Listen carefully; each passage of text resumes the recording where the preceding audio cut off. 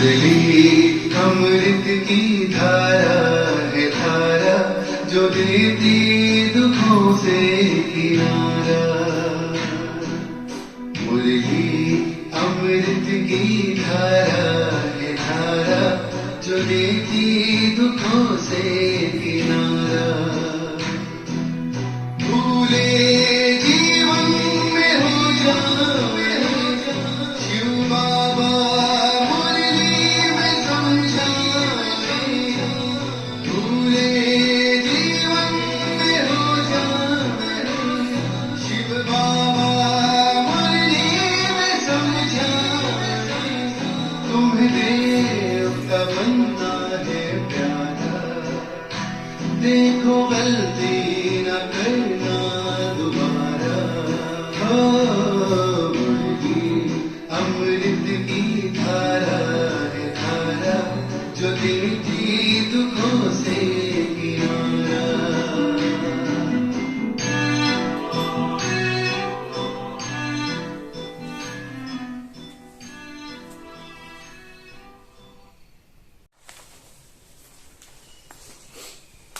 ओम शांति।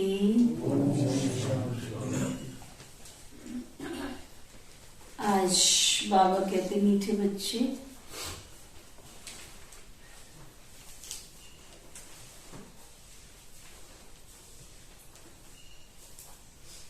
भोलानाथ बाप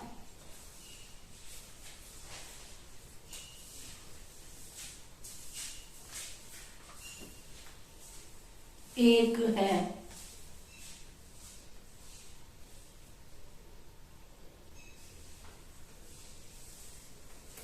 जो तुम्हारी झोली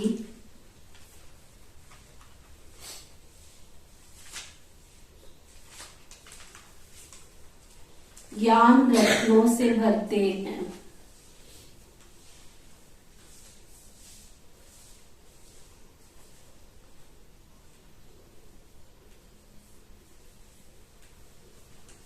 वही कल्प वृक्ष का बीज रूप है।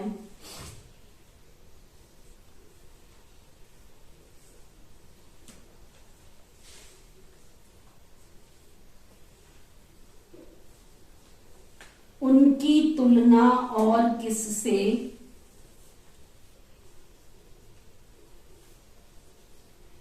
कर नहीं सकते।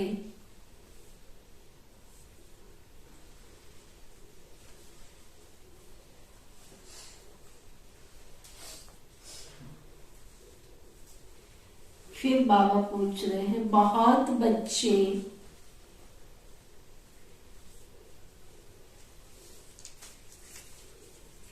बाबा को भी ठगने की कोशिश करते हैं।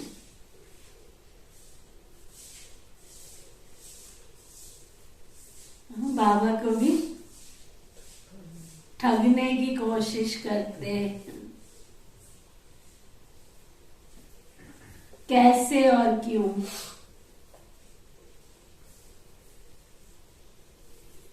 मनुष्यों को तो ठगते ही हैं, परंतु ईश्वर को भी ठग लेते हैं। अब आप सोचो, जो भगवान को भी ठगने में छोड़ते नहीं है, तो हम और आप तो क्या चीज है? बच्चे जो है जी, बाप को ही ठगेंगे जी। कैसे ठगते हैं फिर? तो लेकिन बाप को भी पता पड़ता है, बाप तभी तो पैदा। बाबा कहते, बाबा को यथार्थ न पहचानने के कारण शिव बाबा को सही तरीके से पहचानते नहीं हैं। तो पहचानने के न कारण भूल करके भी छिपा लेते हैं।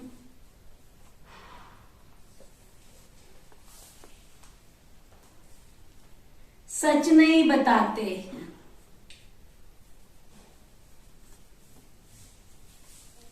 बाबा को सच सच नहीं बताते हैं। कोई गलती हुई, कोई पाप हुआ, कोई तो सच सच नहीं बताते। सभा में भी छिपकर बैठ जाते हैं।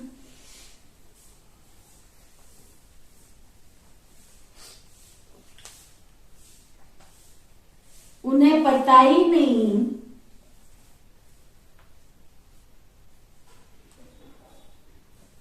कि धर्मराज बाबा सब कुछ जानता है।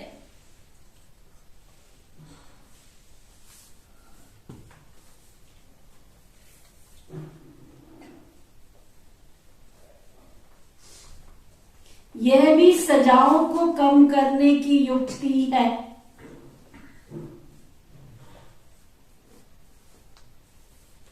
कि बच्चे बाबा को सब सच सच सुनाओ।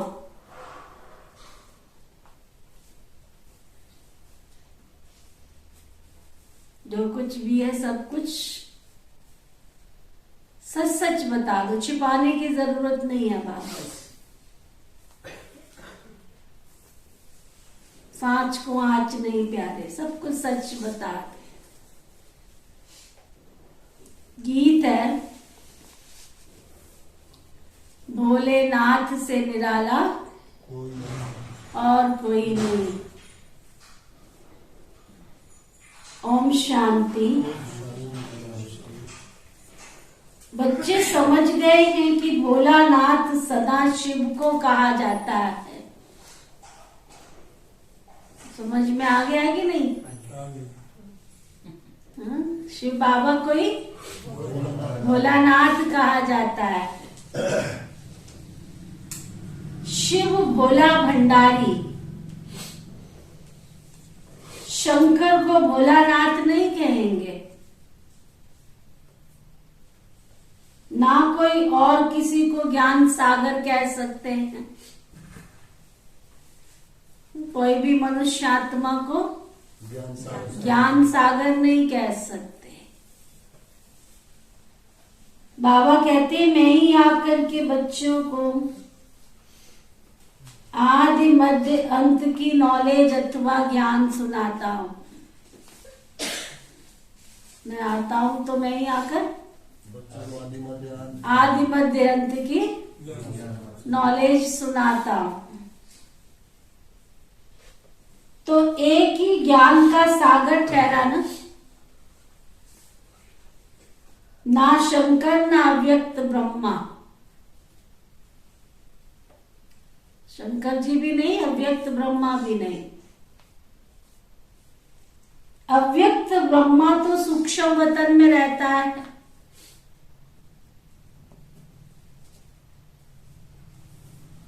बहुत इस बात में मूझते हैं कि दादा को भगवान ब्रह्मा क्यों कहते हैं,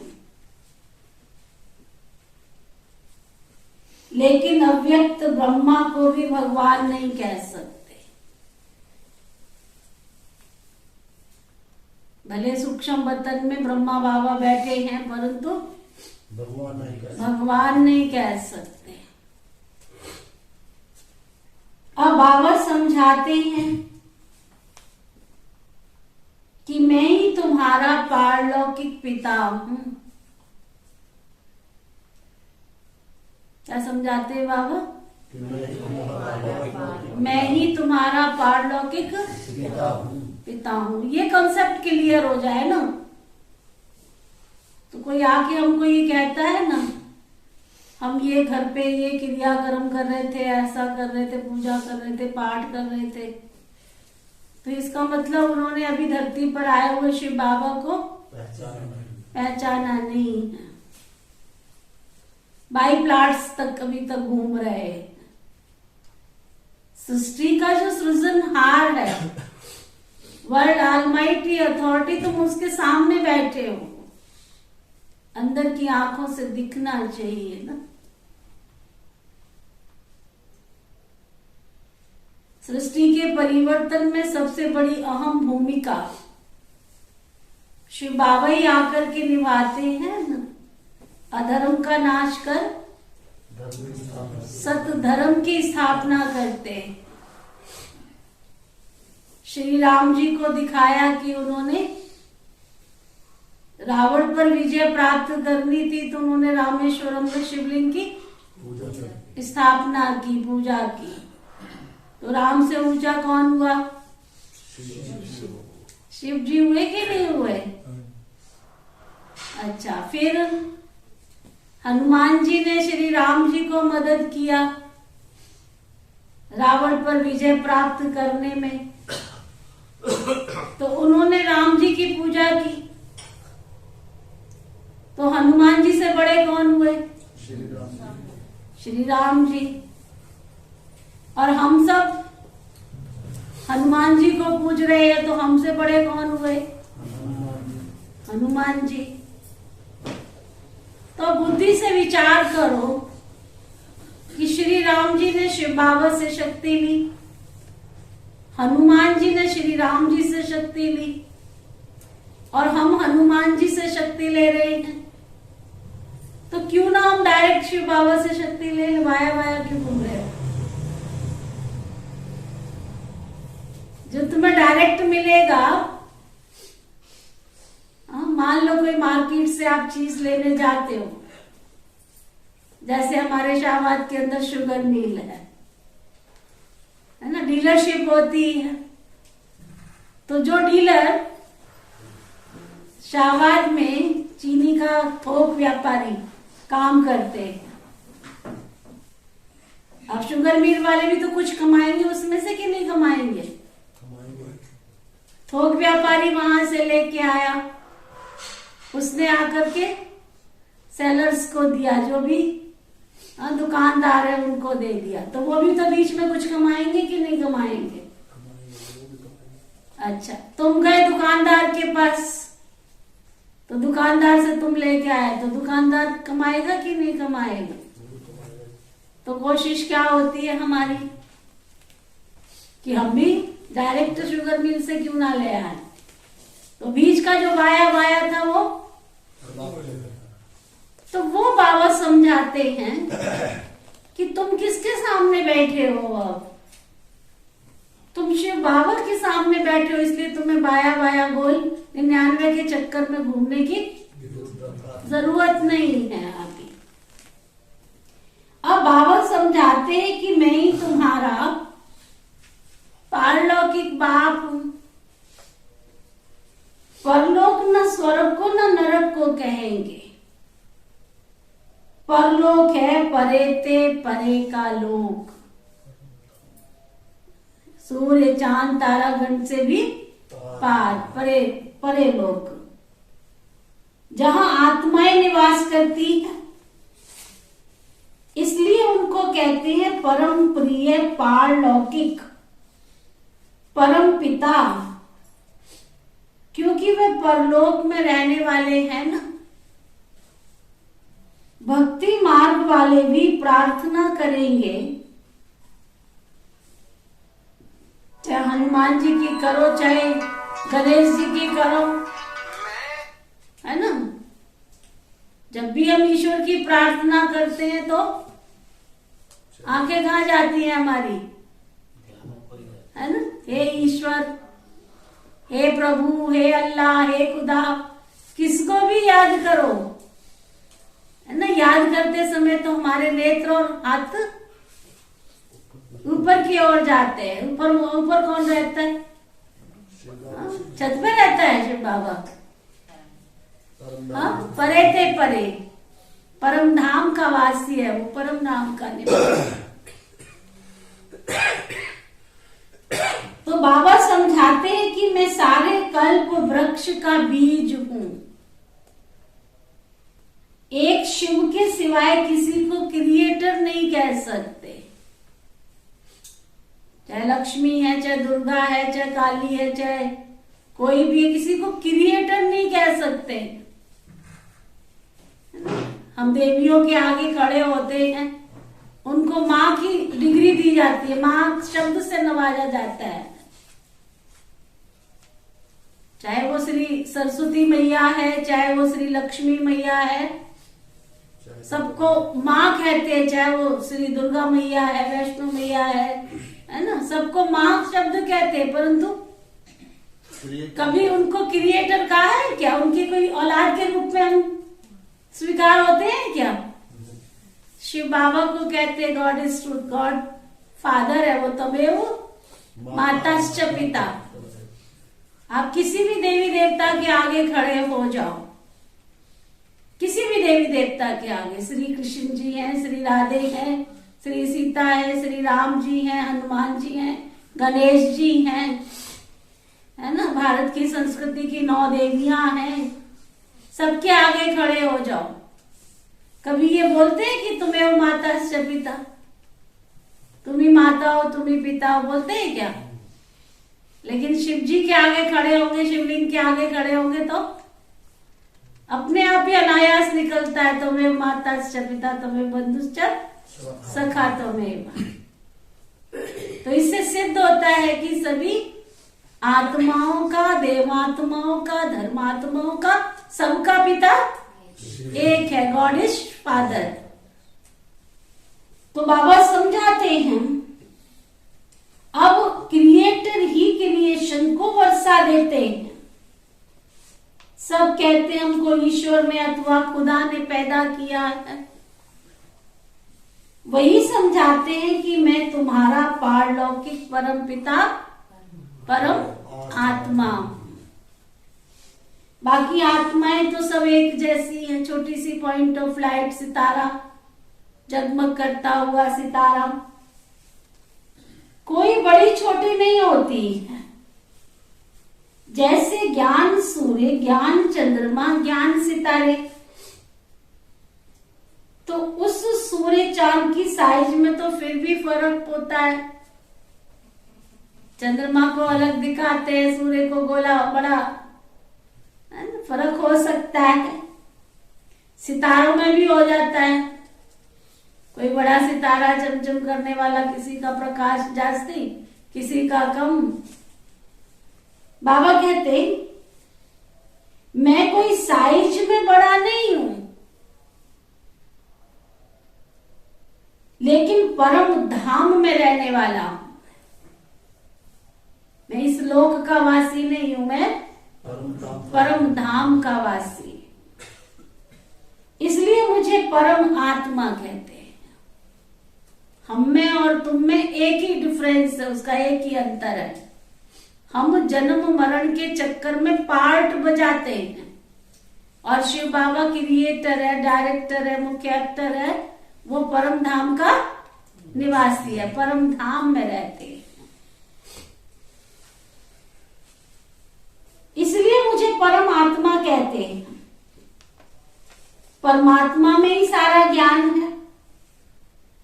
वह कहते हैं जैसे मैं अशरीरी हूं, वैसे आत्मा भी कुछ समय परम धाम में अशरीरी रहती है। जैसे मैं पॉइंट ऑफ लाइट हूं, वैसे आत्मा भी पॉइंट ऑफ लाइट है। लेकिन शिव बाबा परम धाम निवासी है। आज बाबा बार बार पक्का करा रहे कि जिस परमात्मा को तुम याद करते हो ना, वो परम धाम का निवासी है। और एक और चीज बहुत बड़ी क्लियर होती है, बहुत बड़ी चीज क्लियर होती है। हम सब जो भी जन्म मरण के चक्कर में आए हुए हैं, हम एक दूसरे के साथ क्या है, बंधे हुए हैं, स्वार्थ के धागे में बंधे पड़े हैं। कोई नाना, कोई नानी, कोई काका, कोई चाची, कोई दादा, कोई दादी, कोई माता, पिता, बच्चे, सबके साथ बंधे पड़े हैं। और इतना ही नहीं है, बंधे ही नहीं पड़े हैं, बल्कि इतने जकड़े पड़े हैं कि हम एक दूसरे के स्वार्थ में बंधे पड़े हैं और एक दूसरे के स्वार्थ की पूर्ति कर रहे हैं, बस, है ना। उसी में सुबह होती है, दोपहर होती है, शाम होती है, जिंदगी यूं ही तमाम होती है। उसी चक्कर में घूम रहे हैं गोल गोल। और शिव बाबा इन सब चक्रों से परे है, उसका कोई स्वार्थ का धागा नहीं है। मेरा शिव बाबा ज्यादा है, तुम्हारा ज्यादा है, उसका ज्यादा है, उसका ज्यादा है, ऐसा कुछ नहीं है। बाबा तो सबका बाबा है। और सबका होने के कारण वो सबको जितना यथा योगी यथाशक्ति तुम्हारे में लेने की शक्ति उतना देता है, वो देता नहीं है ना। तुम्हारे में उतना वो देता है। वो ये नहीं सोचता है कि मैं फलाने को ज्यादा दूं, फलाने को कम दूं। ऐसा भी नहीं है कि आश्रम पे आने वालों को कोई वो ज्यादा देता है और घर में रहने वालों को कोई कम देता है, ऐसा नहीं है। जाकी रही भावना जैसी, जिन देखी तिन मूरत तैसी। जिस भावना से जो उसको ध्याता है, जिस भावना से जो उसको याद करता है, उस भावना का भाड़ा देता है। उसके पुरुषार्थ के अनुसार उसको दे देता है। तो वो बाबा कहते, मैं परम धाम का निवासी हूं, इसलिए मुझे परम आत्मा कहते हैं। मैं इधर उधर नहीं रहता हूं। तुमसे क्यों श्रेष्ठ हूं कि तुम जन्म मरण के चक्कर में आते हो और मैं जन्म मरण के चक्कर से ऊपर, परम धाम का वासी। वह कहते, जैसे मैं अशरीरी हूं वैसे आत्मा भी कुछ समय परम धाम में रहती है, बाकी स्टेज पर जास्ती समय रहती है। तो जैसे तुम आत्मा सितारे सदृश हो, वैसे मैं भी हूं। अगर मैं बड़ा होता तो इस शरीर में फिट नहीं होता। ब्रह्मा बाबा के शरीर। हाँ, जैसे और आत्माएं पाठ बजाने आती है, ऐसे मैं भी ब्रह्मा के तन के द्वारा पाठ बजाने आता हूं। बाबा का भक्ति मार्ग से पाठ शुरू होता है। सतयुग त्रेता में तो कोई पाठ ही नहीं है शिव बाबा का। सतयुग त्रेता में कल बाबा ने नाम दिया ना, परम धाम का एक नया नाम दिया था। क्या नाम दिया था? नहीं याद आ रहा?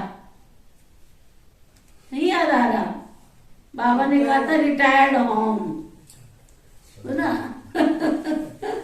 शिव बाबा ने परम धाम का कल नाम दिया था रिटायर्ड होम। तो दो युग के लिए, हाँ, सतयुग और त्रेता, दो युग के लिए रिटायर्ड होम में बैठ जाता है जाके। 2 युग तक शांति से बैठता है, उसको कोई हलचल नहीं होती है, ना कोई उसको पुकारता है, ना वो किसी के कार्य में कोई इंटरफेयर करता है। आधा कल्प के लिए शांति में बैठ जाता है। इसलिए परम धाम का दूसरा नाम पड़ा क्या? शांति धाम। तो बाबा कहते,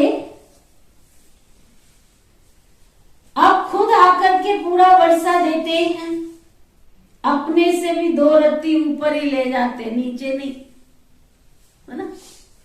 शिव बाबा आते तो अपने से ऊपर ही ले जाते हैं। एक गीत भी अपने से ऊंचा बनाने वाले बाबा, बहुत प्यारा गीत, निजा बजाएगी। अपने से 2 रत्ती ऊपर ही ले जाते हैं, हमको ब्रह्मांड और सृष्टि दोनों का मालिक बना देते हैं। कितना प्यार करेगा कौन? जितना करता बाबा मेरा।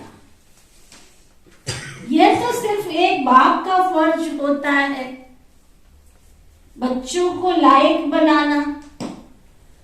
कितनी सेवा करते हैं, कितनी सेवा करते हैं।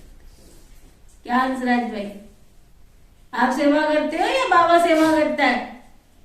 बाबा का बात। सुनो, इतना मीठा प्यारा गीत है।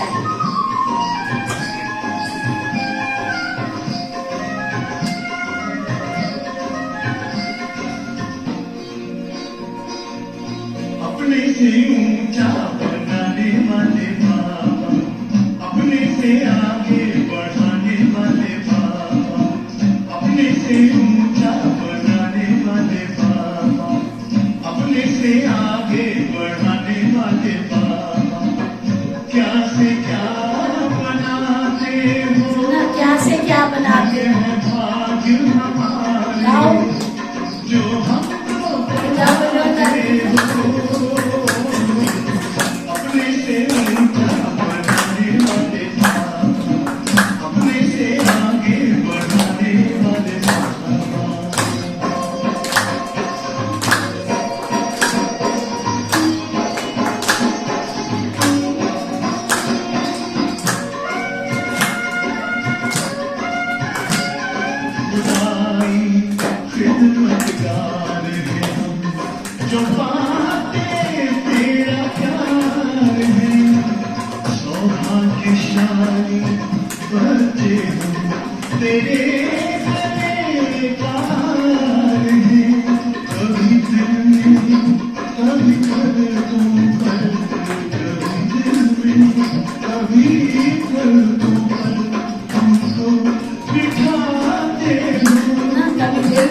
कभी पलकों पे बिठाते हो।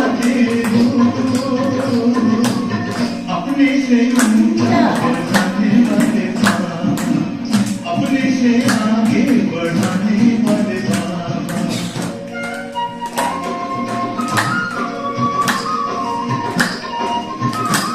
अपने से ऊंचा उठाने वाले बाबा, कभी पलकों पे बिठाते हो, कभी नैनों में समाते हो। कितना प्यार करता है खुदा हमसे। एहसान तुम्हारा बाबा, कोई कैसे चुकाएंगे, महिमा तुम्हारी बाबा, किन शब्दों में गाएंगे, नित्य शिक्षाओं भरी मुरली सुनाते हो, जो हमको अपनी शिक्षाओं पर ही मुझे सुनाते हो। अपने से ऊंचा बढ़ाने वाले बाबा, अपने से आगे बढ़ाने वाले बाबा।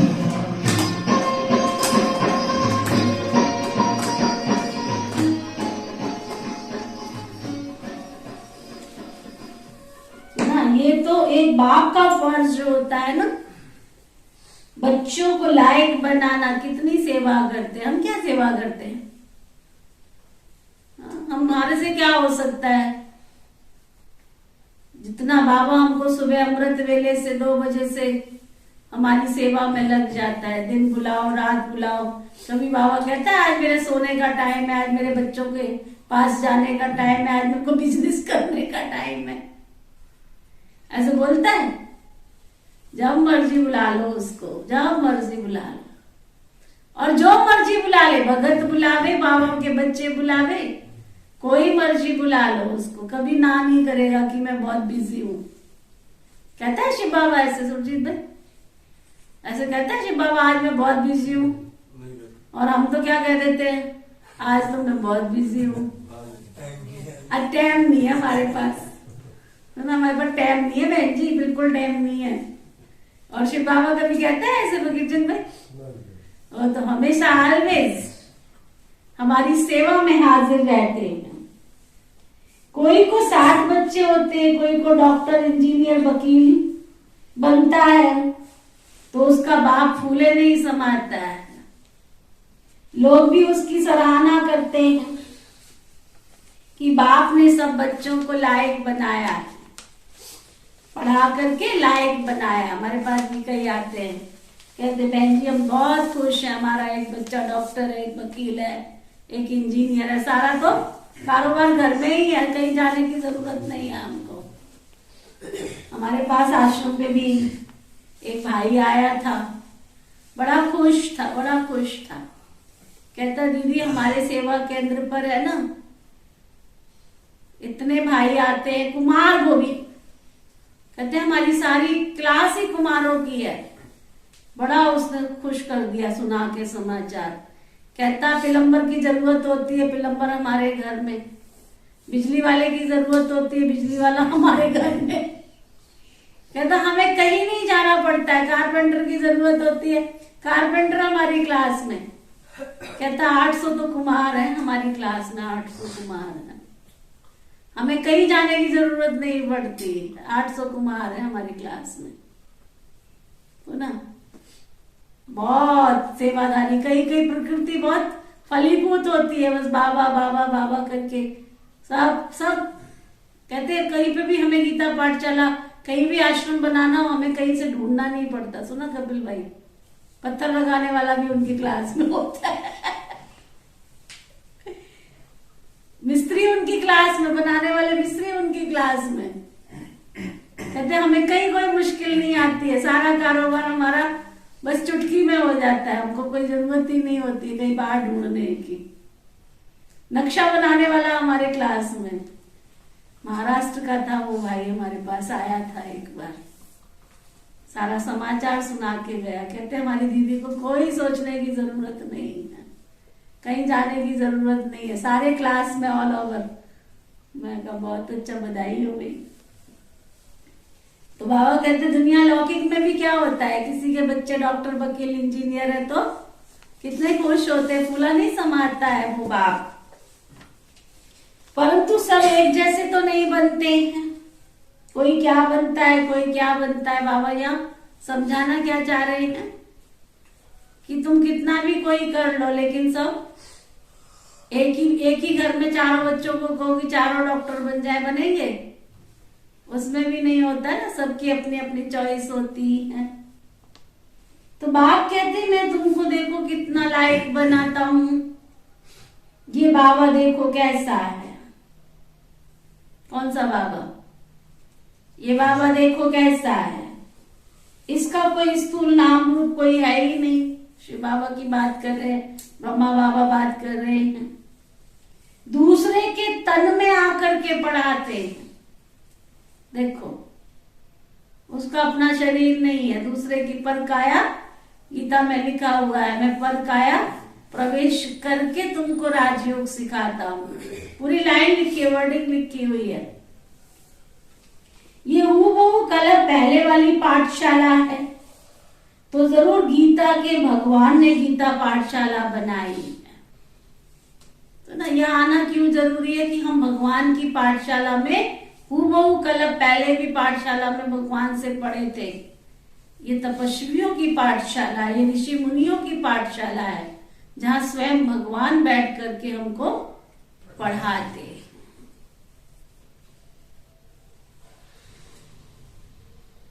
जहाँ सबको ज्ञान की घास, ज्ञान अमृत खिलाया जाता है, पिलाया जाता है। तो ना भोजन में ज्ञान घास मिलती है और पीने के लिए ज्ञान का अमृत मिलता है। कोई कहते श्री कृष्ण की गौशाला, कोई कहते ब्रह्मा की, लेकिन है क्या? जो शिव बाबा को शरीर न होने के कारण ब्रह्मा से मिला दिया है। बाकी श्री कृष्ण को तो गौ पालने की क्या दरकार थी? श्री कृष्ण को पतित पावन नहीं कहते हैं। गांधी भी गीता को उठाए मुख से सीताराम उच्चारण करते थे, है ना? गीता हाथ में होती थी और रघुपति राघव राजा राम पतित पावन सीताराम कहते थे। अब बताओ, तो बाबा कहते हैं क्योंकि वह राम कृष्ण कच्छ मच्छ सब में भगवान को समझ लेते हैं। परंतु पहले तो हम भी ऐसे ही समझते थे, हमारा भी बुद्धि का ताला बिल्कुल बंद था। अब बाबा ने आकर के हमें जागती ज्योत बनाया है। सभी को कब्र से निकाल करके बाबा वापस ले जाते हैं, है ना? दुनिया में सब कब्र के हुए पड़े, मच्छरों के सदृश फिर उतरते धीरे धीरे अपने समय पर है। तुमको बाबा समझाते हैं कि मुझ एक बाप को याद करो, बस। क्या करो? स्टूडेंट को भी बाप टीचर याद रहता है। तुमको बाप पढ़ाते हैं, ये तुम्हारा बाप क्या है? गुरु भी है। तीनों का फोर्स है, तीनों का। फिर भी ऐसे बाप को भूल जाते हो। ऐसे भी हैं, क्या कह रहे हैं बाबा? ऐसे भी हैं बाबा के बच्चे। कैसे सुखविंदर? ऐसे भी है बाबा के बच्चे। कैसे? ऐसे भी है बाबा के बच्चे, फुल कास्ट कहलाने वाले बच्चे, जो 5 मिनट भी बाबा को याद नहीं करते। हाँ? क्या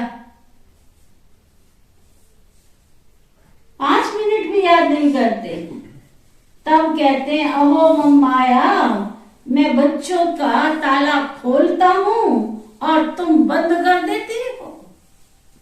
मैं इतनी मेहनत करता हूं, कहां कहां से बुला बुला के लाके, फिर आते आते बुद्धि का ताला बंद हो जाता है। जरा भी विकार में गया तो बुद्धि का ताला लॉकअप हो जाता है।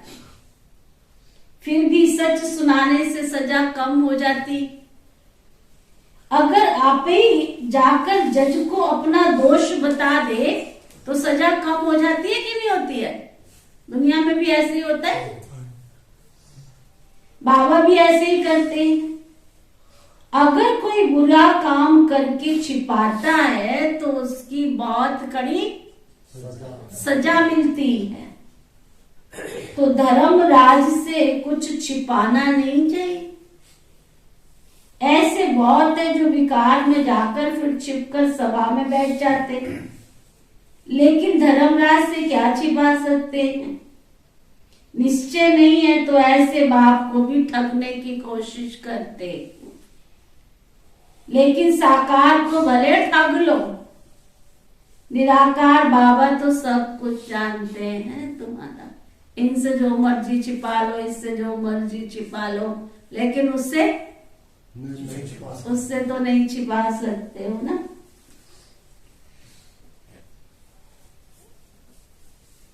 तुम्हें इस तन से शिक्षा तो वही दे रहे हैं। तुमसे बहुत पूछते हैं कि दादा के तन में परमात्मा कैसे आते? वो तो गृहस्थी था, बाल बच्चे थे, फिर उसमें कैसे आते हैं? क्यों नहीं किसी साधु संत के तन में आते हैं? लेकिन परमात्मा को तो पतितों को पावन बनाना है, जो पुजारी से पूज्य बना रहे हैं। ये भी बाजुली का खेल है। ब्राह्मण से देवता, फिर क्षत्रिय, फिर वैश्य, फिर शूद्र वर्ण, फिर ब्राह्मण, फिर देवता, और कोई वर्ण नहीं। अब मैंने 15 मिनट भाषण किया, तुम भी ऐसे समझा सकते हो। मैंने तुम्हें अब तक इतना समझाया, तो फिर समझाते हैं। जब तक समझाएगा नहीं तब तक गला खुलेगा नहीं। कुछ भी हो जाए, मैंने जोर जोर से मुरली बाबा की पढ़नी है, समझाना है दूसरों को। अगर कोई सुनने वाला नहीं है ना, आपके घर में कोई सुनने वाला नहीं है ना, तो भी सामने जैसे बैठे हैं ना, जो टीवी अनाउंसर होती है ना, रेडियो अनाउंसर होती है, उसके सामने कोई पब्लिक होती है क्या? हाँ, होती है क्या? नहीं होती है ना। लेकिन फिर भी उसका स्टाइल क्या होता है? सुनाने का, है ना। ऐसे बैठ जाओ अपने कमरे में, एकांत में जाकर ऐसे बैठ जाओ और ऐसे मुरली पढ़ो जोर जोर से, जैसे कि हजारों आत्माओं को सुना रहे हो ना। तो आपके वाइब्रेशंस क्या कमाल करेंगे, देखना। जिन आत्माओं के पास आपके वाइब्रेशन पहुंचेंगे, वो आपके पास खिंच करके चली आएगी। तो बाबा कहते हैं, बाबा करके डायरेक्ट बात करते हैं। तुम कहेंगे शिव बाबा ऐसे समझाते हैं, शिव अलग है, शंकर अलग है। ये भी साफ साफ समझाना है। शिव शंकर का भी रोला मचा देते हैं। अरे अंडरस्टूड है ना, शंकर जी भी किसी की याद में बैठते हैं तो जरूर उनसे ऊंचा शिव होगा ना। ये बाबा का परिचय देना है। जब गवर्नमेंट का हिसाब किताब निकलता, हु इज हु, वैसे who is who president pre ordinate drama बना हुआ है ये। हम कहेंगे ऊंचे ते ऊंच बाबा शिव बाबा। पहले ऊंचे ते ऊंच कौन है? ऊंचे ते ऊंच कौन है? और दूसरा नंबर ब्रह्मा बाबा, और तीसरा नंबर श्री लक्ष्मी श्री नारायण। तो बाबा कैसे? फिर उसके बाद श्री राम श्री सीता, ये सब धर्म स्थापन करने वाले। इसी रीति दुनिया पुरानी होती जाती है। तुम देवताएं वाम मार्ग में चले जाते हो। अब बाप आकर के तुम्हारी ज्योत को जगाते हैं ना। इतनी बड़ी दीपावली बनाई, मिट्टी के दिए जला लिए। मिट्टी के दिए क्या? ये शरीर क्या है? मिट्टी का ही तो दिया है। तू दिया है किसका? किसी का दिया हुआ दिया है तू। भगवान का दिया हुआ तू दिया है, मिट्टी का दिया। इस मिट्टी के दिए में आत्मा ज्योति बैठी है, उसको ज्ञान के घृत से जगाना है। ये दिया जलाना है ना। मिट्टी के दिए से रोशनी हो जाती तो संसार में कोई भी आत्मा पापी नहीं होती। इतनी बड़ी दिवाली मना के, इतनी लड़ियां जला के, इतने दिए जला के, संसार में चोर लुटेरे कम हुए कि बढ़े? क्या क्या विचार है आप सबका? बढ़े कि घटे? तो अगर सच्चे दिए जले होते तो घटने चाहिए थे ना। एक साधारण सी बात में देखो आप कितना दम होता है। किसी भी पशु पक्षी के सामने जाओ आप, कोई हिंसक वृत्ति के सामने, जानवर के सामने जाओ, अग्नि लेकर के जाओ, अग्नि मशाल लेके जाओ, तो जानवर भी भाग जाते हैं उस मशाल को देख करके, है ना। अग्नि से तो वो भी डरते हैं, वो भी भाग जाते हैं। और तुमने हजारों हजारों दिए जला लिए, हजारों हजारों दिए जला लिए, और मन में बैठे हुए चोर डाकू, काम क्रोध लोभ मोह अहंकार ईर्ष्या द्वेष नफरत भागी किसी की? क्यों? क्या विचार है आप सबका? भागी क्या? तो बाहरी कर्म कांड से अगर दुनिया में परिवर्तन आ गया होता तो दुनिया स्वर्ग बन जाती, स्वर्ग बन जाती। इसलिए आत्मा की ज्योति जगेगी तो अंदर बैठे हुए जो डाकू है ना, काम क्रोध लोभ मोह अहंकार, अंदर आत्मा की ज्योति, अंदर आत्मा को का आत्मा प्रकाशवान बनेगी तो ये चोर डाकू भाग जाएंगे, दोबारा लौट के नहीं आएंगे। ऐसे भागेंगे जो दोबारा तुम्हारे पास लौट के भी नहीं आएंगे। तो बाबा कहते who is who pre ordinate drama.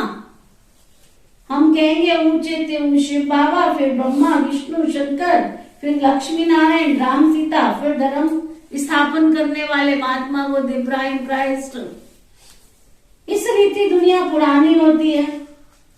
तुम देवताएं वाम मार्ग में चले जाते हो, अब बाबा आकर के सबको जगाते हैं। सबकी आत्मा जो सोई पड़ी थी उन सबकी आत्मा की ज्योत जगाते हैं। इसलिए बाबा कहते हैं, आरती आत्मा क्या कहते हैं बाबा? बाबा कहते हैं हाँ, क्या कहते हैं बाबा? जैसे बाबा ने हमारी जोत जगाई ऐसे सबकी जोत जगाई। इसलिए बाबा कहते हैं सब मेरे हवाले कर दो, बस अब तुमको सोचने का काम भी मैं तुम्हारा करता हूं। एक स्लोगन पढ़ा था मैंने, यहां भी कहीं लगाया था, बड़ा अच्छा स्लोगन था। कहते अगर तुम शिव बाबा की याद में रहो तो तुम्हारे सोचने का कार्य भी खुद ही कर लेंगे। तुम्हारा काम है बस उसकी याद में रहो। तो वो बाबा कहते हैं, अंडरलाइन करो, बाबा कहते सब मेरे हवाले कर दो, मेरी श्रीमत पर चलो। इतनी सी बात ले जाओ, आज पक्की कर लो, जीवन भर के लिए गांठ बांध लो बस। अब मैं तो बाबा का बच्चा हूं, मैं क्यों सिर पर बोझ लेकर के चलूं? वो एक हंसी की बात सुनाते हैं ना, कहते एक गांव का बंदा था, ट्रेन में पहली बार बैठा था, सिर पे उसके गठरी थी, ट्रेन में बैठ गया। बैठने के बाद अड़ोसी पड़ोसी जो बैठे थे वो कहते गठरी तो नीचे उतार के रख दे। क्या कहता? ले पहले ट्रेन ने मेरा बोझ उठा के रखा है और गठरी भी उसको दे दो क्या? ऐसे ही हम भी क्या कर रहे हैं, संसार रूपी जीवन की यात्रा में चल रहे हैं, तेरे मेरे सारे बोझ लेके घूमते रहते हैं। बच्चे का, दोते का, पोते का, बिजनेस का, कारोबार का, पता नहीं कितनी गठरी। एक हमारे ना चित्र था यहाँ आश्रम पे, पुराने वाले आश्रम पे लगा हुआ था, उन्होंने दे दिया किसी को।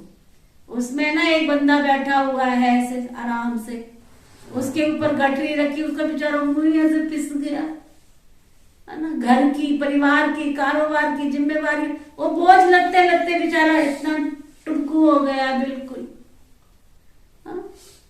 तो बाबा क्या कह रहे हैं आज? बाबा क्या कह रहे हैं? तुम राजयोगी बन के बैठो, शेर की तरह बैठो, संसार में चलो भी तो शेर की तरह चलो, तुम बादशाह हो। तुम्हारा काम करने के लिए मैं आया हूं ना, आधा कलब तक मैं रिटायर होम में बैठा होता हूँ शांति से। इस जन्म में, इस कलयुग के अंत में तुम्हें तुम्हारे सारे काज संवारने के लिए आया हूं। तो क्या कहते, सब मेरे हवाले कर दो, मेरी श्रीमत पर चलो। बस मेरी श्रीमत पर चलो। श्रीमत तो उनकी कहेंगे ना, बाकी लक्ष्मी नारायण सीताराम जिनको याद करते वो सब वाम मार्ग में चले गए। और कौन श्रीमत दे सकता है? भक्तों की मनोकामना भी बाबा ही पूरी करते। भल कोई कच्छ मच्छ में भावना रखे तो उनकी भावना भी मैं ही पूरी करता हूं। उसका अर्थ ये निकाला कि कच्छ मच्छ सब में भगवान है। बाबा तो बहुत सहज करके बताते हैं, लेकिन समझने वाले भी तो होने चाहिए। बाबा तो एक एक बात समझ, सहज बताते हैं सब कुछ, परंतु समझने वाले भी तो नंबरवार समझते हैं। समझते नंबरवार है तो प्रिंस, समझते नंबरवार है तो पद भी तो नंबरवार ही मिलेगा ना। ये राजधानी स्थापन हो रही है, धर्म नहीं। धर्म तो दूसरे धर्म वाले स्थापन करते। शिव बाबा तो ब्रह्मा के द्वारा राजाओं का भी राजा बनाते। राजाओं का राजा अर्थ भी तुमको समझाया है। तुमको विकारी राजाएं पूजते हैं तो कितना बड़ा पद तुमको मिलता है। बाबा की मीठी मीठी बातें तुमको बहुत अच्छी लगती हैं। लगती है अच्छी? जिनको बाबा की बातें मीठी मीठी अच्छी लगती है वो हाथ उठाओ। सच्ची लगती है अच्छी? सच्चे वाला हाथ उठाओ, सच्चे वाला हाथ उठाओ। सच्ची? अच्छा, सुनो फिर बाबा क्या कहते हैं। परंतु फिर उठ करके फिर चाय पी, बाहर गए, नशा खत्म। गांव गए तो एकदम ही उतर जाता। क्यों अमरजीत भाई?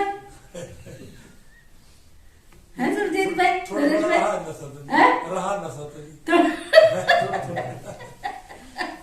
चलते फिरते याद करते रहा जी। अच्छा, स्कूटर पे चलूं मैं तो यही बात करता हूँ। हाँ, स्कूटर पे तो जरूर।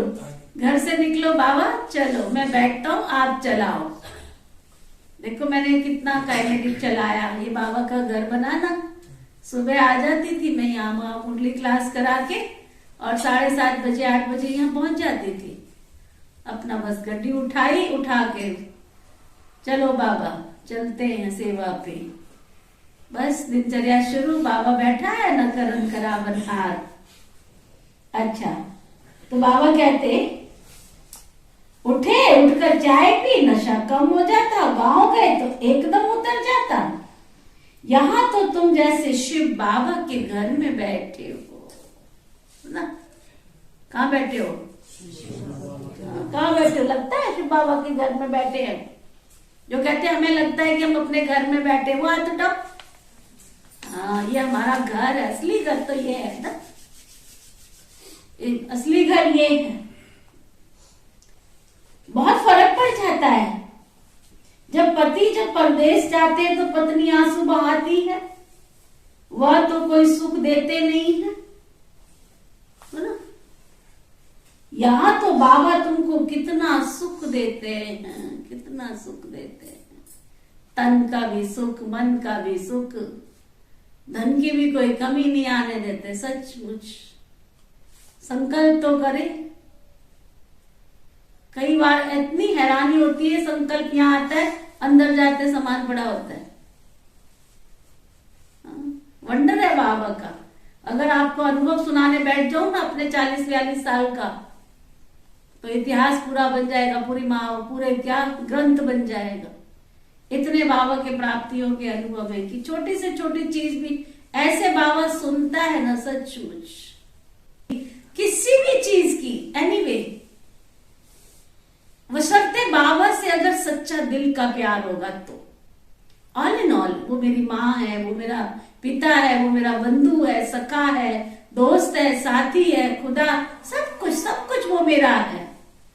फिर देखो तुम चलो पीछे पीछे, आगे चलता है बाबा मेरा, सबसे आगे आगे इंजन है।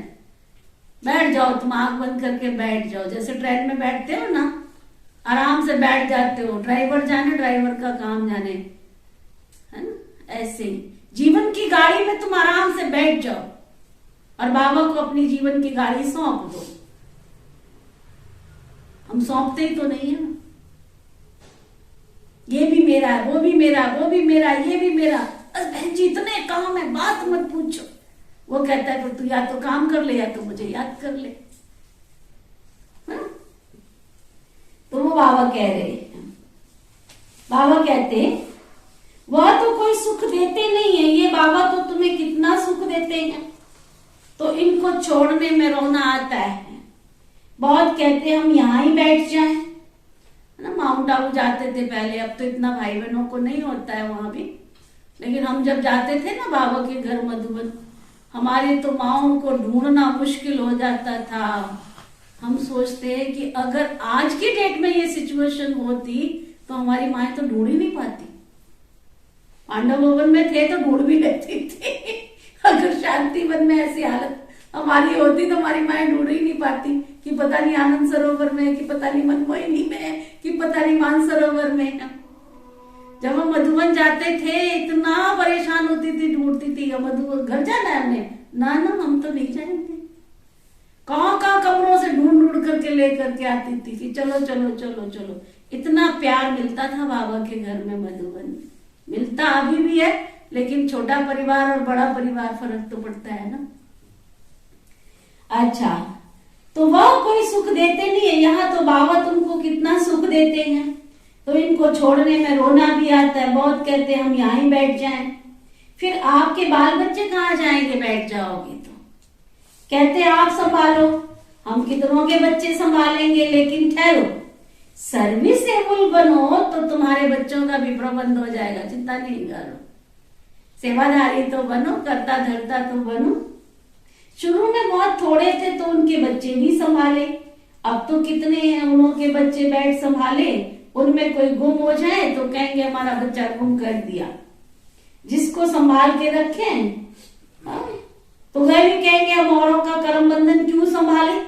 अच्छा, फिर तो एक ही शिव बच्चे को संभाल लो, छोड़ो सारी धंधा, एक शिव बच्चे को संभालो, वह तुम्हारे सब बच्चे संभाल लेगा। बस शिव बाबा के साथ प्रीत जोड़ लो।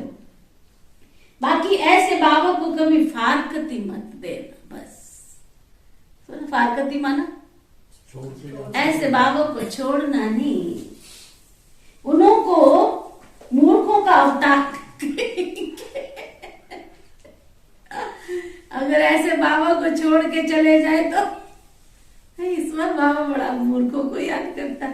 ऐसे बाबा को छोड़ के चले जाए तो उनको मूर्खों का अवतार कहेंगे।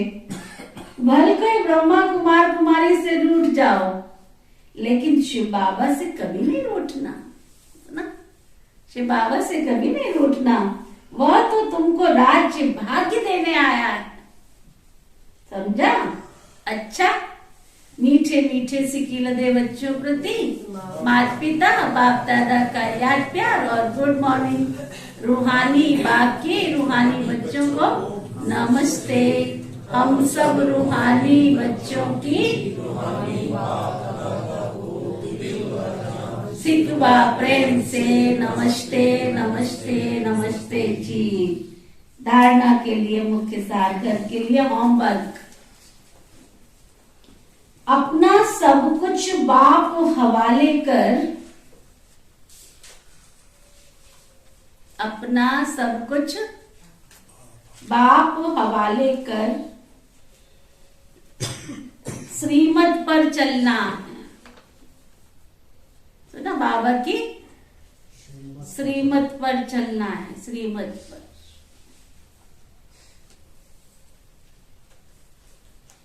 कोई भी बुरा काम करके छिपाना नहीं है, कोई काम ऐसा वैसा हो जाए तो छिपाना नहीं है, बाबा को सच सच बता दो, ये मेरे से गलती हो गई है, ये मेरे से, है ना, कुछ भी हो गया तो बता दो बाबा को। जज को सच बताने से सजा कम हो जाएगी। बाबा को सब कुछ बता दोगे तो खत्म तो नहीं होगी, परंतु कम हो जाएगी। बाबा से कभी रूठना नहीं, सुना शिव बाबा से कभी, क्या सुन रहे हैं सभी, सुना सबने, किस किसने सुना? बाबा से कभी नहीं रूठना, सर्विसेबल बनना है, सेवाधारी बनो, सबकी सेवा करो, सबका कल्याण करो, बस एक ही धुन, किसी की ना सुन, बस सेवा सेवा सेवा। अपने कर्म बंधन स्वयं काटने हैं।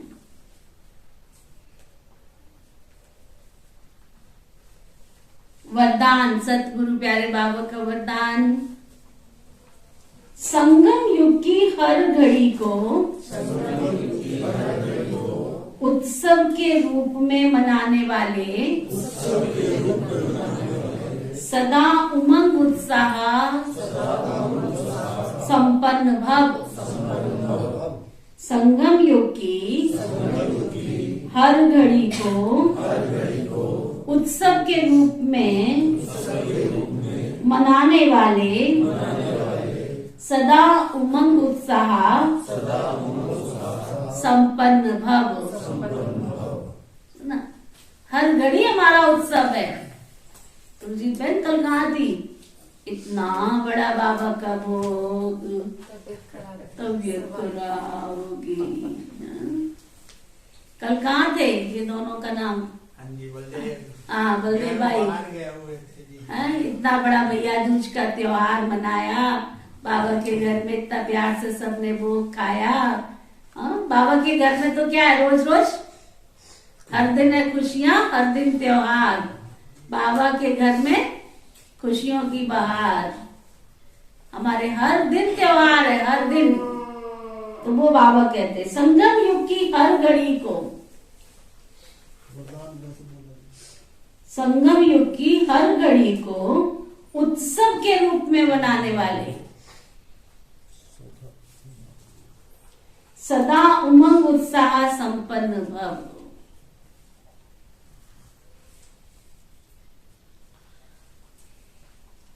कोई भी उत्सव उमंग उत्साह के लिए मनाते हैं ना। आप ब्राह्मण बच्चों की जीवन भी उत्साह से भरी जीवन है। जैसे शरीर में श्वास है तो जीवन है, ऐसे ब्राह्मण जीवन का श्वास ही उमंग उत्साह है। इसलिए संगम युग की हर घड़ी उत्सव है, लेकिन श्वास की गति सदा एक रस नॉर्मल होनी चाहिए। अगर श्वास की गति बहुत तेज हो या स्लो हो जाए तो यथार्थ जीवन तो नहीं कही जाएगी ना। तो चेक करो ब्राह्मण जीवन के उमंग उत्साह की गति नॉर्मल एक रस है।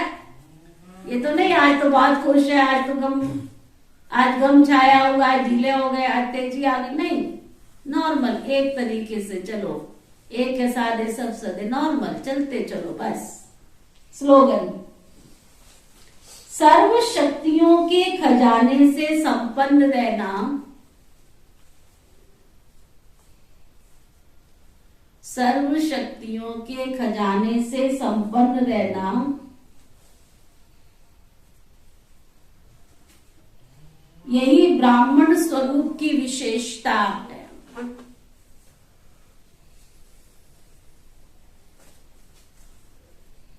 सर्व शक्तियों के खजाने से संपन्न रहना, यही ब्राह्मण जीवन की विशेषता है।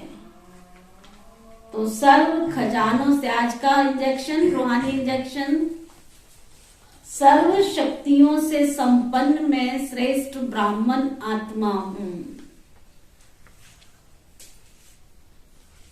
सर्व शक्तियों से संपन्न मैं श्रेष्ठ ब्राह्मण आत्मा हूँ। सुना मातेश्वरी जी के महावाक्य। यह जो मनुष्य गीत गाते हैं ना, ओ गीता के भगवान अपना वचन निभाने आ जाओ। अब वो स्वयं गीता का भगवान अपना कलप पहले वाला वचन पालन करने के लिए आया हुआ है और कहते हैं, हे बच्चे, जब भारत पर अति धर्म गिलानी होती है तब मैं इसी समय अपना अंजाम पालन करने अर्थात वायदा निभाने आता हूं। अब मेरे आने का ये मतलब नहीं है कि मैं कोई युगे युगे आता हूं।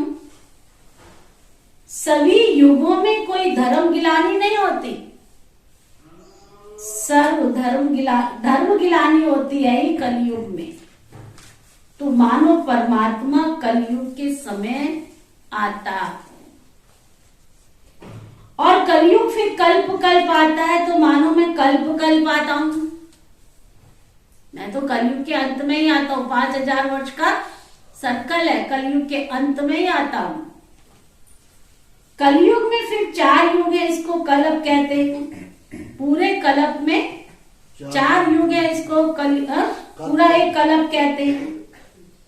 आधा कल्प सतयुग त्रेता में सतोगुण सतो प्रधान है। जहां सतो प्रधान है वहां परमात्मा की तो कोई जरूरत नहीं है। फिर तीसरा द्वापर युग से तो फिर दूसरे धर्मों की शुरुआत है। उस समय भी अति धर्म गिलानी नहीं है। इससे सिद्ध है कि परमात्मा तीनों युगों में नहीं आता। सतयुग में सतो प्रधानता है, द्वापर में भक्ति नित्य नियम इतना पावरफुल सतो प्रधान है, तो तीनों युगों में परमात्मा नहीं आता। फिर द्वापर के बाद बाकी रहा कलयुग, उसके अंत में अति धर्म गिलानी होती है। उसी समय परमात्मा आकर अधर्म का विनाश कर सत धर्म की स्थापना करते। अगर द्वापर में आया होता तो द्वापर के बाद सतयुग आना चाहिए था, फिर कलयुग क्यों? ऐसे तो नहीं कहेंगे ना परमात्मा ने घोर कलयुग की स्थापना की, ऐसे कहेंगे क्या? अब ये बात तो नहीं हो सकती, इसलिए परमात्मा कहते हैं मैं एक हूं और कल्प में एक ही बार अधर्म का नाश कर कलयुग का विनाश कर सतयुग की स्थापना करता हूं। ये मेरे आने का समय संगम युग है। अब यह तो हम जानते हैं कि मनुष्य आत्मा की किस्मत बनाने वाला कौन है और बिगाड़ने वाला कौन है। हाँ जी, किस्मत बनाने वाला कौन है, बिगाड़ने वाला कौन है? बनाने वाला कौन है ना, शिव बाबा, और बिगाड़ने वाला। तो हम ऐसे तो नहीं कहेंगे किस्मत बनाने वाला बिगाड़ने वाला परमात्मा है। बाकी ये जरूर है कि किस्मत को बनाने वाला परमपिता परमात्मा शिव है और किस्मत को बिगाड़ने वाला मनुष्य खुद है। अब ये किस्मत बने कैसे, गिरे कैसे, इस पर समझाया जाता है। मनुष्य जब अपने को जानते हैं और पवित्र बनते हैं तो फिर से वो बिगड़ी हुई तकदीर को बना देते हैं। अब जब हम बिगड़ी हुई तकदीर कहते हैं तो इससे साबित है कि कोई समय अपनी तकदीर भी बनी हुई थी जो फिर बिगड़ गई है। अब वही फिर बिगड़ी तकदीर को परमात्मा खुद आकर के बनाते हैं। अब कोई कहे परमात्मा खुद तो निराकार है, तो वो तकदीर कैसे बनाएगा? इस पर समझाया जाता है निराकार परमात्मा कैसे अपने साकार ब्रह्मा तन के द्वारा अविनाशी नॉलेज के द्वारा हमारी बिगड़ी हुई तकदीर बनाते हैं। समझ आया? शिव बाबा कैसे हमारी तकदीर बनाते हैं? ब्रह्मा के तन में आते हैं, फिर नॉलेज देते हैं, शिक्षा देते हैं, फिर हमारी तकदीर बनाते हैं। अब ये नॉलेज देना तो परमात्मा का काम है। बाकी मनुष्य आत्माएं एक दो की तकदीर जगा नहीं सकती है। तकदीर को जगाने वाला एक परम पिता परमात्मा है। तभी तो उनका यादगार मंदिर भी, शिव मंदिर भी क्या है? कायम है ना, यादगार है। शिव परमात्मा ने ऐसे कर्तव्य किए थे तो उनको याद किया जाता है। ठीक है ना? हमारे शाहबाद के अंदर 2 मंदिर है, एक शिव मंदिर है, एक मार्कंडे मंदिर है। दोनों मंदिरों की विशेषता अलग अलग है, दोनों का यादगार अलग अलग है। कि बगीर चंद भाई, है ना? शिव मंदिर कहते हैं अपने आप प्रकट हुआ, है ना? वो जो शिव का जो लिंग है वहां पर कहते हैं अपने आप प्रकट हुआ, इसलिए उसकी अपनी महत्ता है, अपनी यादगार है। और श्री मार्कंडेश्वर मंदिर, हमारे ऋषि मार्कंडेश्वर मंदिर, मार्कंडे ऋषि की यादगार है। तो किसी ने कोई कर्तव्य किया होता है तभी उसका यादगार चला आता है ना। तो मम्मा ने समझाने का प्रयत्न किया कि इसी तरह से विकारों के संग में आकर के हमारी आत्मा विकृत हो गई, विकारी बन गई, बिगड़ गई। तो इसको सुधारने के लिए शिव बाबा आते हैं किसके तन में? ब्रह्मा के तन में, और आकर हमें शिक्षा देते हैं जिससे हमारी बिगड़ी हुई तकदीर बनती है। इसीलिए शिव बाबा को सारी दुनिया याद करती है। ओके, ओम शांति शांति शांति। मुरली अमृत की धारा है, धारा जो देती दुखों से किनारा। मुरली अमृत की धारा है, धारा जो देती दुखों से किनारा। भूले जीवन में हो जावे, शिव बाबा मुरली में समझाए। भूले जीवन में हो जावे, शिव बाबा मुरली में समझाए। तुम्हें देव का बनना है प्यारा, देखो गलती न करना दोबारा। हो मुरली अमृत की धारा है, धारा जो दिल